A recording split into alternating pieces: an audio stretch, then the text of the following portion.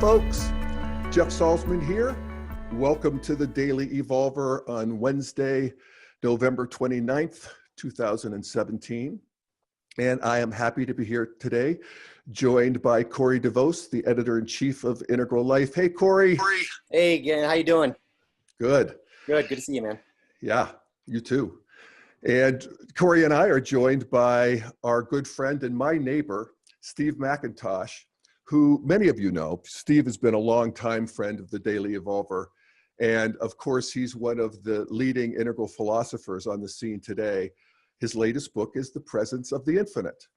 And I feel really privileged to know Steve as I do because, we hang out and we talk a lot. We got together last night to talk about this talk, and it's just fun being a brother. So Steve, thanks for being here, man.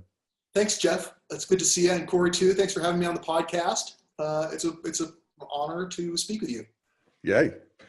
So today, you and I both talk a lot about politics and religion, the two topics you're not supposed to talk about. But today we're going to focus on the spiritual side of the street, and specifically a teaching that you have developed, and you did a presentation on it at the Integral Incubator that you and I did in August at the Integral Center here for some people who came in, and it was really powerful for me, and I loved it, and I've learned a lot from you, both in terms of integral philosophy and helping me understand my way forward, but also in terms of my on-the-ground spiritual life and practice. And I want to first of all thank you for that, and then Bring this together. Yeah, and then just to sort of help people understand what I'm talking about, just describe it in a minute or so. What originally grabbed me is your focus on the idea of goodness, truth, and beauty being what you call primary values and these irreducible domains of human concern. And as a patterns guy, I really love that because, it's three things, and I like that. And, Ken Wilber had talked about that, related it to the quadrants. But you took it in a different direction for me. And you've worked on it for, like over 3 books, 20 years or something like that. And of course, and I also love how you trace the pedigree of this idea of goodness, truth, and beauty back to Plato, and show that it's something that philosophers have had a lot of agreement on and, controversy about, but it's a thing. And I like that because I'm always looking for the patterns that sort of transcend time and space and culture and so forth. And where you have taken me and where you are in your latest books, and I think of your new book too, is this new territory where these values have a physics, have an energetic quality that allow me to not just understand them, but to access them almost in a bodily way that, just helps me live a better life. It's a spiritual path in and of itself. And I love especially this idea of values gravity, of feeling the pull of goodness, truth, and beauty as a gravity. And I can do that. I can feel that in my karmic stream. What's true? That's a big question, and one that is, engaging a lot of people these days. What's good? How do I act? How do I be a good person in this world? And what's beautiful? And I love all that. And so then last night we're talking, and we may or may not have been under the influence of substances that are completely legal in Colorado. But you said, well, I'm not so sure about the gravity. I think it's more like electricity. So now I'm all confused. But I love electricity too. The value's electricity. So anyway. I need to party with you guys. Yeah, no kidding. Let's party for sure. So anyway, I think, why don't you just, first of all, how'd I do? And, why don't you just walk us through your thinking? And, sure. And I've got these, you've given me 7 slides. I can fire them up and I'll interrupt you if you have any questions, but Yeah. Well, yeah, I mean, you understand this as well as I do. I mean, we've been working on this together, and the conversations that we've had and the mutual teachings that we've done has helped bring it out and make it more pragmatic. I guess this topic, we're categorizing it as spiritual and philosophical, and indeed it is, but it's directly related to political. In other words, I've been developing this idea of value and virtue and spiritual energy and spiritual gravity and these related concepts that we're trying to relate to physics, but which of course transcend physics, is that we're in dark times, right? And as you have mentioned in many of your recent blogs or podcasts, our notion of the good is shifting under our feet. And in these dark times, gaining a greater knowledge of the good, kind of coming to understand it more clearly, regaining a sense of higher purpose and a sense of hope for progress, and that that we're not going to be in a regressive mode indefinitely. It puts a premium on an understanding of the good that can rekindle our hope and optimism and potentially our national solidarity. So there are political implications. Are you referring to Donald Trump by any chance? Well, I try not to mention his name because he wants us to just talk about him all the time. I think it's a law now, isn't it, that we have to talk about him? The darkness can't be personified with just one person, but certainly he's a big part of it. Yeah, fair enough.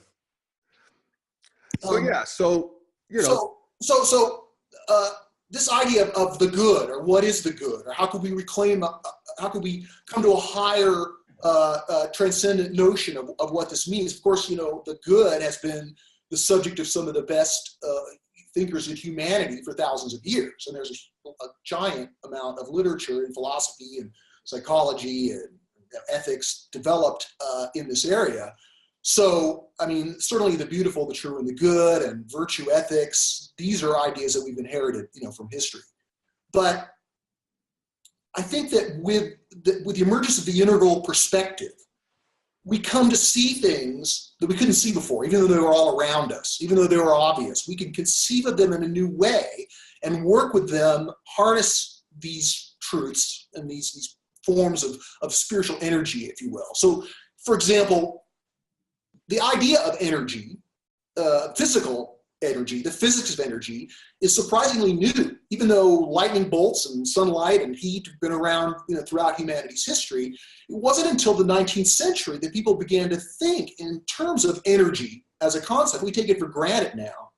But the development of the physics of energy, that was one of the gifts of modernist consciousness, led directly to highly pragmatic electronic technologies, which have now, of course, transformed the world. Well, you can kind of see how that's true. The idea of energy to modernists, it's something that wasn't necessarily seen before. It was literally not seen. Yeah, and even though it was all there all along, it took modernist consciousness to get that aha moment and to be able to see that magnetism and electricity and light, these are gravity, all spectrum, and gravity is a separate force, but still there are these four major forces. The physics of energy have been highly developed since the 19th century, but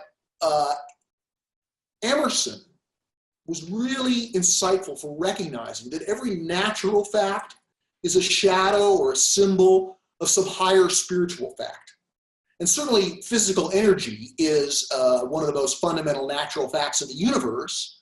And the fact that it may be pointing to the nature of something more spiritual, but that is akin to it, is an intriguing idea that I've been exploring. And I've been thinking about it in terms of gravity, or an attractor of eros, or a metabolism of spiritual energy for a long time in my work. But as I've been working on this politics book that I'm working on, I got to a realization that there was another piece of it, and that is the virtues, which I didn't really quite understand before or fully appreciate how the systematic, energy-like nature of virtues fits perfectly with the systematic, energy-like nature of the good, the true, and the beautiful, and how these things are related. So let's go to the first slide. Yeah, I just put it up. Right, okay. So many integralists, I would say most of your listeners here, are familiar with this triad, this ancient triad that was first, at least could be traced back to Plato. It's known as the Platonic triad of goodness, truth, and beauty. And although any philosophy of values has been fragmented by postmodernism, right? Like Michel Foucault didn't recognize the good, the true, and the beautiful as the primary values. But this notion's been reclaimed in a lot of integral discourse. And it's been something that I've been working with for 20 years. The idea is that the good by itself really can't be understood. One, the concept or word of goodness can't hold all the meaning that we try to put into it. And the first step in trying to show how it's bigger than one word can capture is by seeing how the good is in a system or in a permanent dynamic relationship with the beautiful and the true. In other words, the beautiful and the true are like the legs of goodness. You know, beauty is the yin aspect of goodness. It's a sort of perfection at rest. It's just something beautiful. It's already, you know, showing the faint traces of perfection, right? But even no matter how beautiful our world or our situation may be, it's always partial. There's always more. And so truth is that yang element of searching, you know, but for truth to be a value and not just a fact, it has to bend toward goodness. So there's a whole philosophy, the idea that these values are primary, like just like three primary colors on your computer screen, RGB, you know, are making up the full spectrum. There's been many arguments that in Evolution's Purpose, my 2012 book, it took me 40 pages to make the argument that the good, the true, and the beautiful really are the most intrinsic forms of value that we can understand.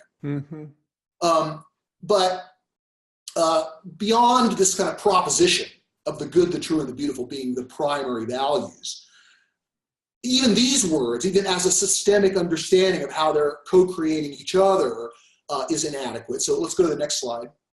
Okay. Hang on.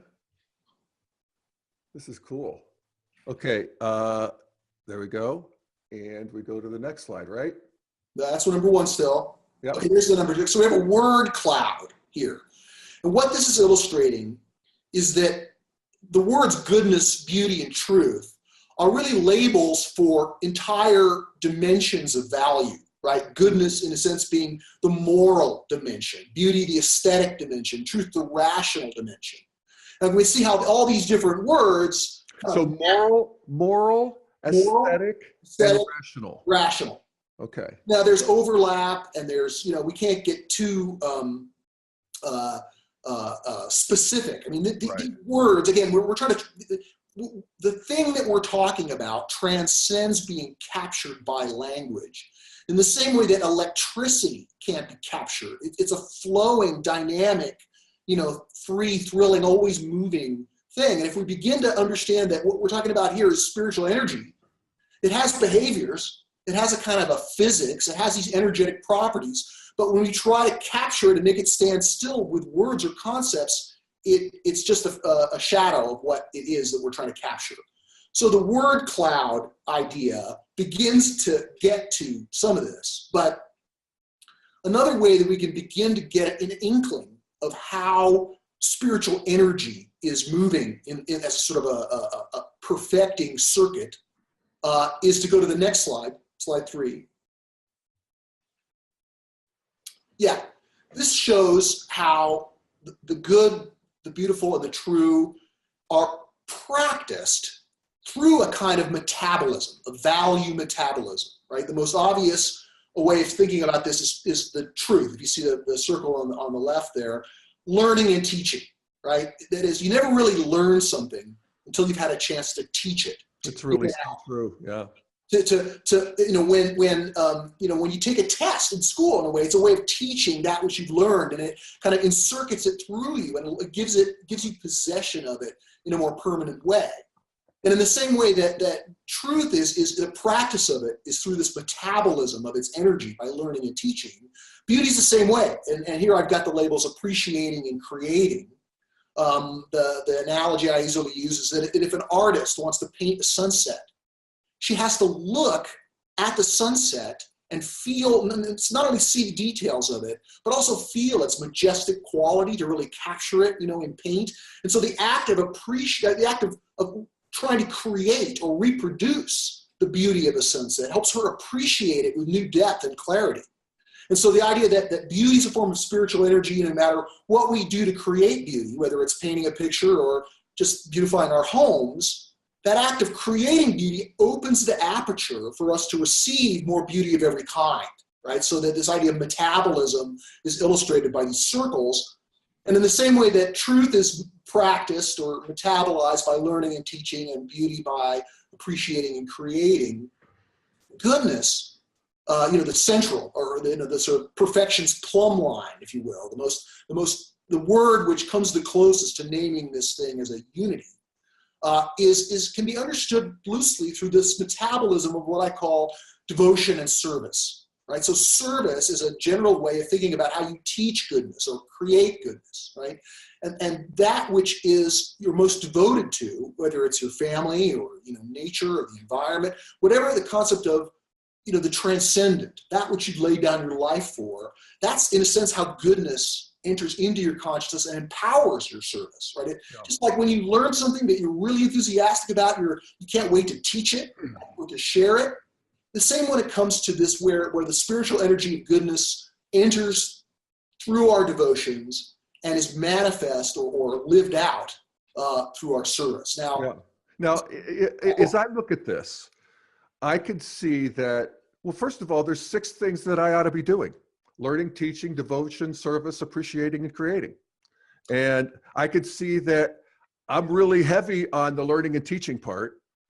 The devotion and service, devotion, I could work on, appreciating and creating beauty. Yeah, I'm pretty good with that, but a little low on the creation side. Yeah. So, it really helps me to sort of true myself up a little bit. Well, it's kind of hokey to talk about it in these terms, but these really are the major food groups of spiritual nutrition. Oh my God. But okay, so I've been teaching this stuff about the beautiful, the true, and the good since 2007, since my Integral Consciousness book came out.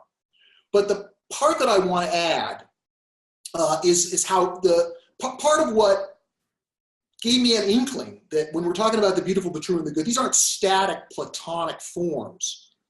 They're not adjectives like something's good, or right. Even noun like something is, good, like the good. There are more verbs. The good is as the good does. And that is gives us a sense of thinking about it like electricity more than matter. And what began to kind of open my eyes to how to break out of the seeming conceptual dry abstractness of this and bring it alive so that people want to jump out of their chairs, and also show how it's politically potent, how it can really be applied directly to our current life conditions. I've gone to this next step, which I want to share now, if you'll go to the next slide. Okay, cool. All right. And I do that same thing. And then I push that button. And then I push this other button over here. Next one. Yep. And there we are. So here we go. So this is that same circle we saw before of devotion and service as the way of metabolizing goodness. Mm-hmm. But just like, for example, in the science and sociology of teaching, of the pedagogy, it's been extremely well worked out. Different learning styles, different techniques. The details of how to do learning and teaching are extremely well developed. And as it turns out, the details of how to do the metabolization of goodness energy is worked out through this ancient concept of the virtues. Now, at first, I didn't get virtue ethics. I didn't understand what the appeal was. It seemed kind of too earnest, or Pollyanna, like we should just be virtuous, like it was sort of almost moralistic and priggish. I didn't understand that it was anything but just a traditional. Well, it's quaint language. It's kind of Victorian in the virtues. Right. So it seems kind of amber or yeah. tradition in its nature, right? Yeah. But just like we this integral perspective allows us to take a fresh look at all kinds of elements of our past history. I'm taking a fresh look at virtues, and I'm the more integralists I talk to about it, and in our seminar, it was well received. People could see how, wow, this is immediately applicable. Yeah. So just like we used a word cloud to describe goodness, truth, and beauty, even though those are words that stand still and that, they serve as the most intrinsic labels, they still stand for this whole field and those words attach to this field like iron filings to a magnet, so we have to kind of be translinguistic in our approach to it. The same comes with the virtues. So let's go to the next slide. All right. And So inside, goodness, we have this word cloud of virtues, right? And these 7 that I have here in bold are the traditional virtues handed down from Catholicism, but they're also based on the genius of Aristotle and Plato and Thomas Aquinas. So there's a sort of a ancient pedigree that identifies these 7 words with the most intrinsic virtues, or the cardinal virtues. And even though these words aren't always used, they serve as a kind of a foundation for the modern revival of virtue ethics, which is getting a lot of traction in professional philosophy, as well as in the field of positive psychology. Many listeners may be familiar with Martin Seligman and his work. Even though Seligman is a materialist and a behaviorist, he nevertheless has his version of the virtues, and they're almost identical to this, except that he's got a little allergy regarding the faith and the hope. But as I'll explain here in a second, even those have a secular expression. They don't have to be religious in nature, even though they're certainly from the Christian tradition. So let me I was just going to say, I have faith in emergence. There you go. Yeah, well, and scientists have faith that the universe is intelligible, and that what's true. I have that faith too.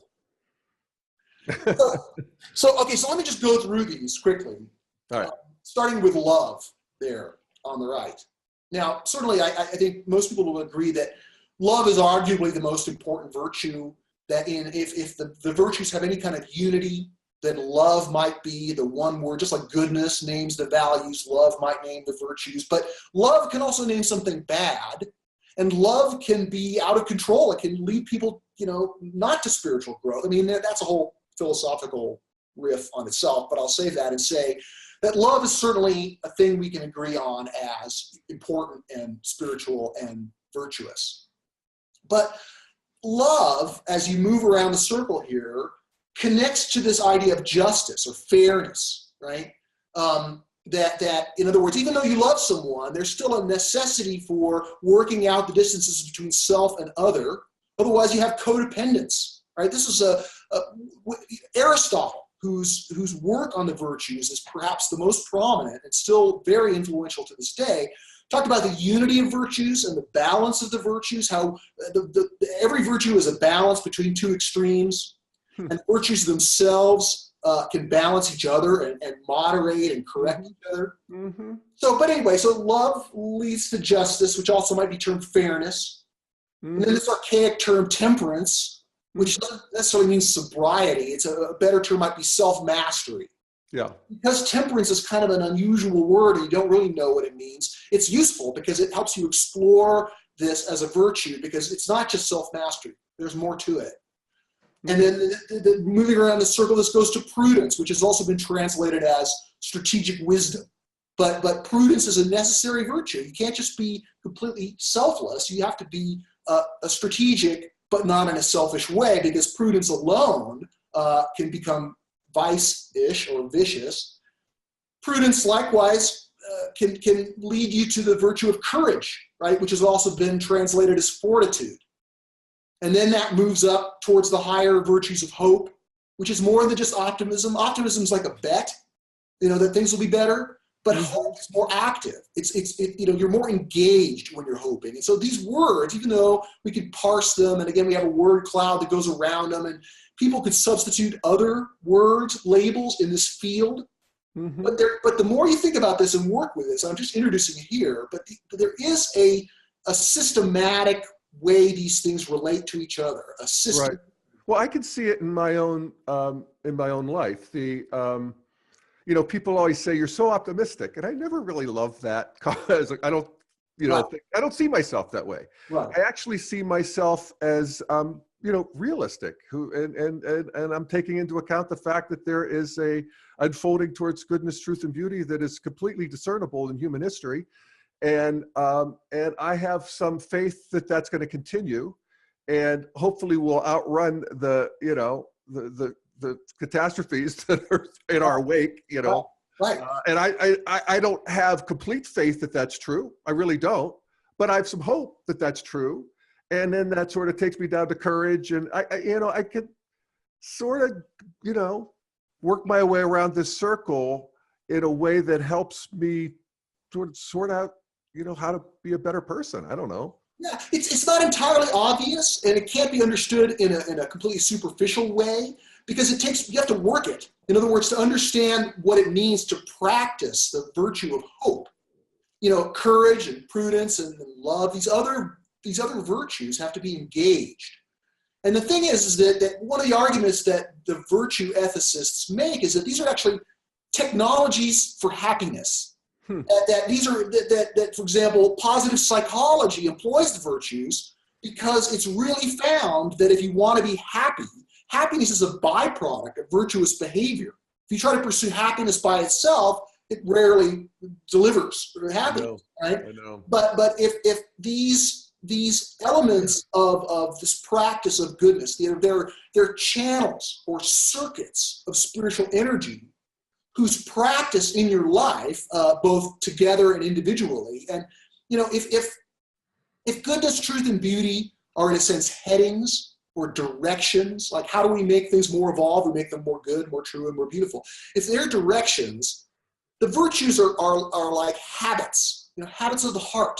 They're practices which you sort of fall back on because they're who you are. They come to form the substance of your being. So they're not just actions, they're not just doings. They're actually, they mold your character in a way that you're habituated to be loving or faithful or just, fair. And by being virtuous in this way, it's not because you're trying to please some, guilt-mongering deity. It's because you recognize that this is what it means to channel spiritual energy, and channeling spiritual energy is what's going to make you happy. It's what's going to create evolution in nature, self, and culture. And it's what it always has. But we're coming to see it in a new way. So, no, I can see it. And I can also, just this formulation in and of itself helps me to ask myself, so where am I not being loving? Where am I not being just? Where am I not being temperate? Right. There's answers to all those questions. I can go around. Prudent. Where am I not being courageous? Yeah. Where am I not being hopeful? And actually, where have I lost faith? And how can I regain it? There's a lot of people, Green in general sort of has lost faith in a way, that sort of postmodern malaise that a lot of our, friends are, knee deep in, neck deep in. Right. Well, for many people, faith is a dirty word because they think it's belief without evidence or something, but that's not what faith is about. Faith is about this commitment to the universe being good, this commitment to the transcendent object of your devotion, whatever that might be, that really is bigger than yourself, and that by serving it, you really can serve yourself. And that's a key point I want to get to next. Okay. How these things connect in a circuit, how the systemicity or the way that these partake of spiritual energy becomes more obvious as we unpack the philosophical insights here. So, okay.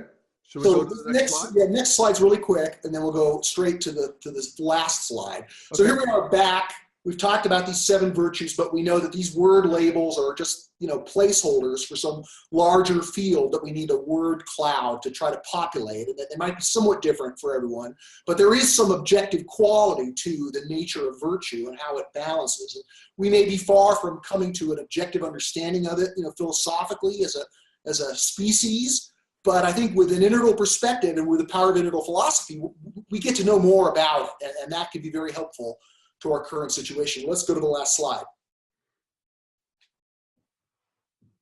Okay, so here we have the familiar circle of the 7 virtues, in this kind of dynamic, flowing relationship. But on the right, I show what I'm calling these obligations of ethical duty. I mean, the virtues are called ethics, or virtue ethics, because each one has a sort of a focus or an object, right? And most people think about the virtues or ethics in general, as being what your duty is to other people. But virtue ethics as a philosophical field of understanding recognizes, since Aquinas, it's been recognized that you do have an ethical duty to yourself, and that both the virtues of both temperance or self-mastery and prudence or strategic wisdom, that those virtues are really, they have the self as their object. And then you can't just be completely selfless, or you lose your power to encircuit spiritual energy, right? Likewise, we can see how justice and courage, have other people as their primary object, although we can see overlap between the different objects. But certainly want to be just with other people. But it's also the threats of other people and their machinations that cause us to have to be courageous and to stand up, for what's right. But here we come to this concept of the transcendent at the top. And by the transcendent, I'm not necessarily talking about God, right, or ultimate reality. The transcendent is whatever you'd be willing to lay down your life for, whatever's bigger than you in a way that it extracts your devotion, right? And so certainly that we can have many objects of transcendence, right? Certainly my kids, my sons, I'd lay down my life for them. The humanity as a whole, if it came between me and humanity, I think it would be a worthy sacrifice, right? That even in our secular age, where many people have lost this concept of a God or even an ultimate reality as some transcendent object of their devotion, there's ways that the transcendent can be reclaimed at perhaps a lower level, but still stands in and does the same work as being a source of spiritual energy, right? So not only has it been things like the environment, it's been, sometimes there's been substitute transcendence that haven't been transcendent enough, like, the German Volk or the proletariat, right? Or other substitute transcendence. I mean, some people think of art as their transcendent object, or baseball or something. And if it works as a source of spiritual energy, I don't want to poo-poo it or diminish its function that way. I mean, in other words, whatever can be transcendent, whatever bigger than self thing you can find yourself devoted to, then that's what's going to help channel spiritual energy for you wherever you are in your spiritual growth. So, okay, let me stop you there. Yeah. So I get that. Let me see if I could paraphrase it a little bit. So, to the degree that I am this, skin encased Jeff, solid thing, and I'm working on my own happiness, my own well-being, my own grandeur. That is the road to misery. And actually, I happen to have lived a period of my life where I got the opportunity to just, work on myself. And it was the most miserable time of my life. And I wasn't happy again until I got back out into the world and started working and serving, And so then anything that's going to take us outside of this self is going to be aerating spiritual energy one way or the other. I mean, it's just going to, whether it's our kids, whether it's some sort of cause, and to the degree that we can, breathe that in and as I say, aerate ourself with that is what you're calling a spiritual energy. Well, in a way, if I could just make one final point on this, and you can go back to that slide, the final slide. The idea that it's a circuit, again, every one of these concepts evokes a circuit metaphor, right, of energy. And we have this circuit that can be seen between the self and the transcendent that necessarily goes through other people. In other words, if we're just focusing on the transcendent, and it's so idealistic that there's nothing we can really do, there's no way we can serve it, then this circuit of devotion and service can't be engaged, right? And likewise, if we're just concerned with the self, then we can get burned out because there's no energy circuit connected. But when we connect the circuit of the self-interest with the greater than self transcendent interest, and that service makes a difference in the world, primarily through other people or the environment or something that is the object of justice, for example, then we can begin to understand how there is we hook up this channel of spiritual energy. It gives us motivation. It gives us purpose power. It gives us the ability to do things and to see things we couldn't see if we weren't engaging this spiritual energy to make our consciousness more alive. And so that's how this the somewhat musty, or earnest concept of virtue ethics can be brought alive when we connect it to the larger idea of spiritual energy and see how it works in a system with the beautiful, the true, and the good to make the world a better place. Now, the political implications of this is that just like this new understanding of the physics of physical energy led to technology, electronic technologies, my argument is that our new understanding of spiritual energy can lead to political technologies, social technologies, social medicine that can help build political will, that can restore a sense of higher purpose, common purpose, for the world, for America, for all of us. That this isn't just some idealistic speculation, that it reaches all the way down to the ground in some powerful and intriguing ways. And the dark times that we're in right now, in a sense, are I think making the need for this, or the ability to recognize this more evident than ever. In other words, we need this now more than ever. Yeah, no, so I like that. It can come through in a clearer and better way than it ever has before. Yeah. No, I like that. And it really does help me to, as I said, have a more on the ground spiritual practice where I can check in with these things and see, how am I doing? And am I too much self? Am I too much other people? Or am I too much transcendent? Because I've been all three of those at different times in my life. Sure. And so I appreciate that. We got this done in less than 40 minutes. Well, there's certainly a lot more to say, but that's a certain enough to chew on, I think, for folks. Yeah. Corey, any thoughts on this, or any comments from folks? Yeah, I haven't seen any comments come up, but I guess I do have a question for you, Steve. Let me preface this question by saying I know you're not necessarily a strict Wilberian in terms of how you think about these things, but I really enjoy sort of the symmetry that I see between what Ken writes about and what you write about. You learned a lot and appreciate your work. Yeah, absolutely. And it's, of course, this is great. I love seeing this sort of Cambrian explosion of integral ideas going out there. And I think it's wonderful. And I really appreciate your work here.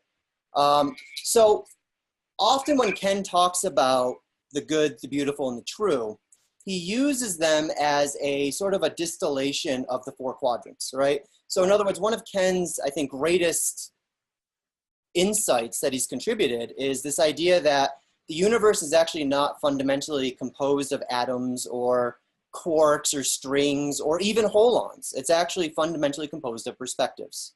And he posits that the four quadrants is sort of as distilled of a version as distilled of a way of talking about these perspectives as we can get. And so we've got the four quadrants, and then we've got the good, the beautiful, and the true. And often what Ken does is say, well, the right-hand quadrants, the upper right and the lower right, the systems and the behavioral, we can both call that the true. So there's a critic, one of Ken's critics, name is Joe Corbett. And I don't feel like I can fully represent his view here, but he makes the case that in addition to the good, the beautiful, and the true, we should actually add a term that better captures the lower right quadrant. And he suggests justice. And I was, it sparked me because I saw that you include justice in sort of that circuit of goodness. And I certainly the Cardinal Virtues. I mean, that's just not me. That's Plato. Yeah, absolutely. And at the same time, I can see where Joe's coming from here, because any notion of justice, for example, sort of requires both goodness and the ability to discern truth. In other words, you can't execute justice unless you actually have a sensible understanding of what the circumstances are. So justice is something that can't really be removed from truth, or it can't be seen as mutually exclusive from truth. There's some overlap there. Right. Now, I personally think that justice isn't sort of a big enough virtue to cover the lower right quadrant, but I can sort of see where Joe's coming from here. And I'm just wondering if you have any response to that. Yeah. I mean, I can see how it is a useful exercise to maybe see how in each quadrant we might recognize a dominant one of the primaries, like beauty or truth, and try to label those on the quadrants. But I also think there's ways in which they defy being so easily categorized quadrant-wise, partially because they kind of, like we say, truth is the objective, right? It's on the right-hand side. But truth is inside of our minds. It's a concept that's internal. You know, truth is a mental thing, so it's subjective in its being, right? Yeah. Likewise, beauty is, we say it's subjective, so it's on the left-hand side. But beauty is the most visible part of goodness in the world, right? Something's beautiful that's in the world, so it's in some ways more objective than truth, which is more subjective. So they kind of cross over. Yeah. So I don't want to sort of just leave beauty over there and truth over there. Another way of thinking about them is that those arrows in the 4 quadrants are moving. The beautiful, the true, and the good are really one thing, and the directions in each quadrant is a different version of that one thing, right? They're all moving toward the good. Evolution is moving. Again, it's not a growth to goodness fallacy, right? This is the idea that all life is striving to survive and reproduce, which is a kind of primitive goodness. And as humans awaken to a whole new spectrum of values, a whole new dimension of values, it continues to attract the eros of consciousness and culture. So the good, the true, and the beautiful are instead of dividing them and labeling them, you know, one to each quadrant, I would say each quadrant has their own version of all 3, which are really one thing. But we could, when we try to language it, we end up with word clouds, right, to try to understand it. Right? I could also say that justice is not only one of the virtues, it's also kind of a subspecies of goodness. In the word cloud for beauty, truth, and goodness, justice is certainly up there in the moral dimension. You know, and I'm glad that, you know, when anybody tries to write and think about integral philosophy, I'm happy for it. I want to be inviting, but I haven't really found much of interest in Joe Corbett's work. Great. Well, that's a great response. And I actually love how you're saying how each quadrant sort of has its own good, beautiful, and true. And I would also say the good and beautiful and the true, each of those has its own 4 quadrants. Well, sure. I mean, you know, we can, the maps can be melded. We can kind of speculate about this and think about it systematically. But it's also important, just like I was trying to step back from the language. And so we don't want to get fixated on good, true, beautiful. It's like the language is like iron filings, but there's also something that it's, if we're really going to understand it as humanity, we're going to have to develop an understanding that's not, that connects to language, but isn't necessarily grounded at that level, right? Yeah. And so the same thing when it comes to systems of quadrants, systems of values or virtues. I think that exploring the noosphere, if you will, or the structure of emergence, evolution and emergence, that this is like, just like the Renaissance began with a great mapping of the world, we're mapping the structure of emergence. We're using all these different angles, right? But there's no one model, I would argue, that can adequately capture culture. You know, we need quadrants, we need levels, lines, types. I mean, you know, Ken's been very good about that.